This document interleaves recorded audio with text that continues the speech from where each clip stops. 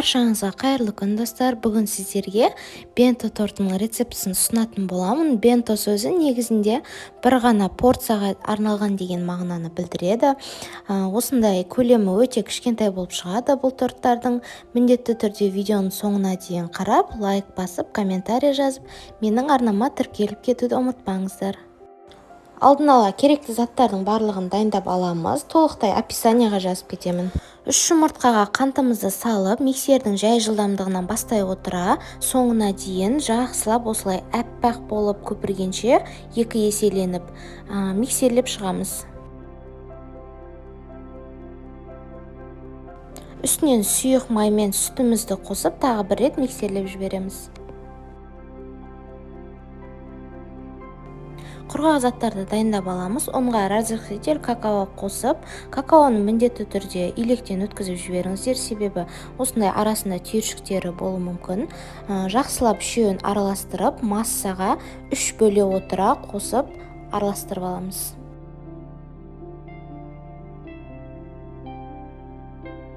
Лопатаның көмегімен осылай іс-қимыл жасай отыра астынан үстіне қарай жайлап араластырып шығамыз. Себебі массаны қатты басып алмауымыз керек.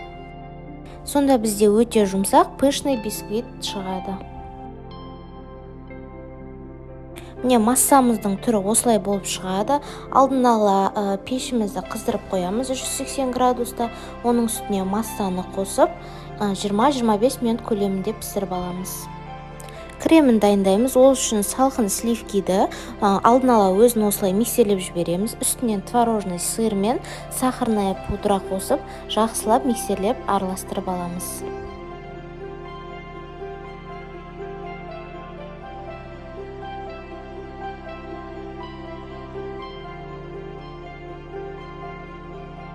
Бисквиттің дайын болған шпажка тығу арқылы тексеріп аламыз. Шпажкамыз құрғақ болып шығу керек.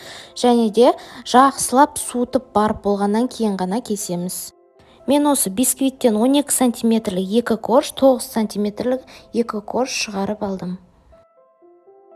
Тортымызды жинау үшін ең алдымен осылай бірінші бисквитті алып, үстінен крем жағып, кондитерлік палетканың көмегімен кішкене турлап жібереміз. Тағы да осылай шеттеріне бортик жасап крем жағып, арасына банан қойып жіберсеңіздер болады, немесе өздеріңізге ұнаған басқа жидектерді де қойып жіберіп турлап, үстінен екінші бисквитті қойып, тағы да крем жағып, шеттерінің бәрін шпательдің көмегімен турлап шығамыз.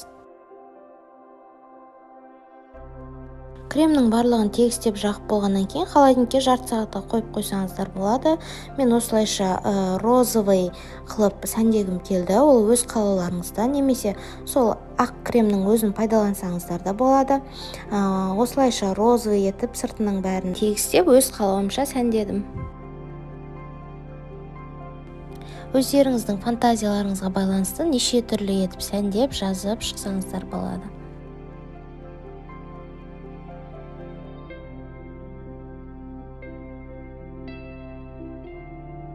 Екінші торттың сыртының бәрін тегістеп, осылайша қызыл краситель жағып, шпательмен осылайша айналдырып шықтым жай ғана.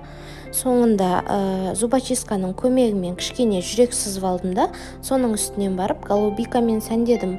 Бұл міндетті емес, сіздердің өз қалауларыңыз бойынша әртүрлі жасай берсеңіздер болады. Дәл осы мини торттарды жаңа жыл қарсаңында отбасыларыңызға, достарыңызға міндетті түрде жасап беріп қуантыңыздар. Сіздермен болған арайлым.